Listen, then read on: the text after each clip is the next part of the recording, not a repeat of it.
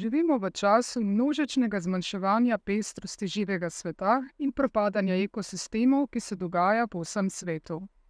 Relativna številčnost vretenčarjev, kot so sesalci, ptice in ribe, ki jih spremljamo z dolgoletnimi monitoringi, se je po oceni Svetovnega sklada za naravo v zadnjih 50 letih zmanjšala za več kot 69%. Podobno opažamo tudi na naši celini, saj v Evropi po zadnjih ocenah prebiva med 560 in 620 milijoni gnezdečih ptic manj kot pred 4 desetletji leta 1980. To je približno toliko manj, kot je vseh človeških prebivalcev Evrope. Na področju nevretenčarjev, kot so žuželke, je podatkov sicer manj, a posamezne primerjalne analize stanja metuljev v različnih evropskih državah kažejo na 60, 70 ali celo 80% zmanjšanje populacij v zadnjih desetletjih. Podobno slabo je tudi stanje življenjskih okolij, torej habitatov, kot so travišča, mokrišča in gozdovi, saj je po zadnjem poročilu Evropske agencije za okolje v slabem oziroma neugodnem stanju kar 3/4 varovanih življenjskih okolij v Evropski uniji, pri več kot tretjini pa se stanje še naprej poslabšuje. V obdobju zgolj enega človeškega življenja, torej danes živimo v svetu, ki je z vidika pestrosti narave neprimerno bolj siromašen. Zaradi številnih pričakovanih in že opaznih posledic propadanja ekosistemov na kakovost življenja in varnost ljudi, pa se je v znanosti in širši družbi za ta pojav uveljavil izraz biodiverzitetna kriza. Da bi jo lahko bolje razumeli, si najprej oglejmo nekaj pojmov, ki so z njo povezani. Biotska pestrost ali biodiverziteta označuje pestrost živih bitij v najširšem pomenu besede, torej gensko, vrstno in ekosistemsko.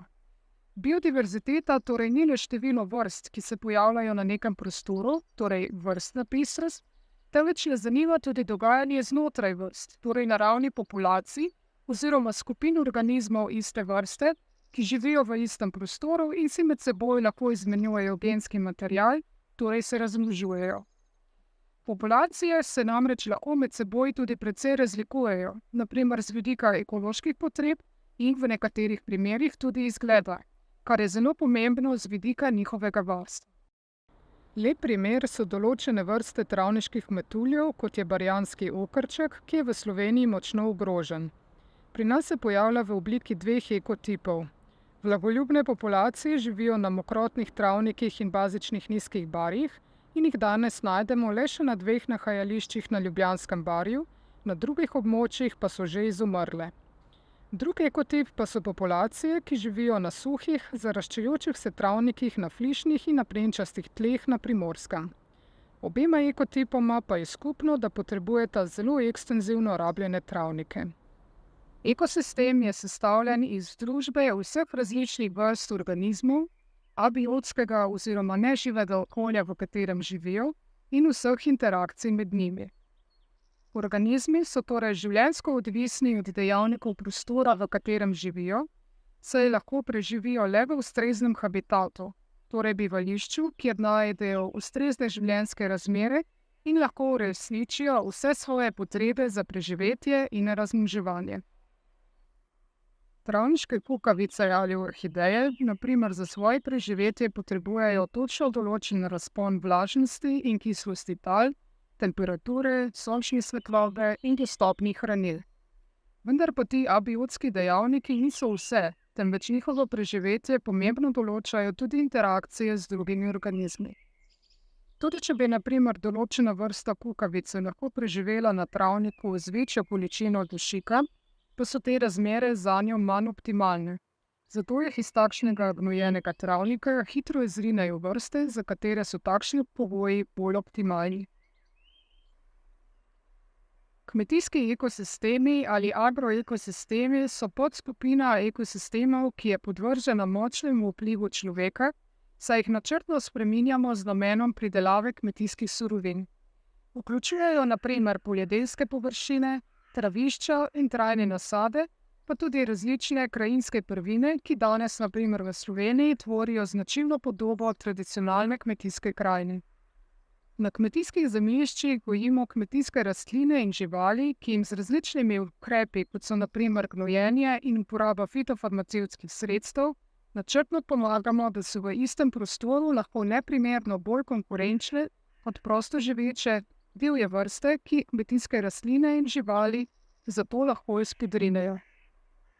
Ta proces je za razumevanje vzrokov nastanka biodiverzitetne krize ključnega pomena. Izginjanje biodiverzitete je namreč predvsem posledica tega, da je človek za namene pridobivanja hrane in drugih surovin zavzel res veliko prostora in naravnih virov, ki jih je posledično na voljo manj za vse ostale organizme. Na globalni ravni tako lahko na primer vidimo, da je kmetijski pridelavi namenjenega okrog polovica kopnega in 70% vodnih virov. Hkrati je agroživilstvo vir okrog četrtine izpustov toplogrednih plinov in 78% eutrofikacije vodnih ekosistemov in morij, ki nastane zaradi izpustov presežkov dušika in drugih hranil. Morda najbolj izjemna pa je ocena, da je v celotni biomasi sesalcev, ki danes prebivajo na Zemlji, kar 94% teže predstavlja živina, in to brez da bi upoštevali tudi biomaso ljudi.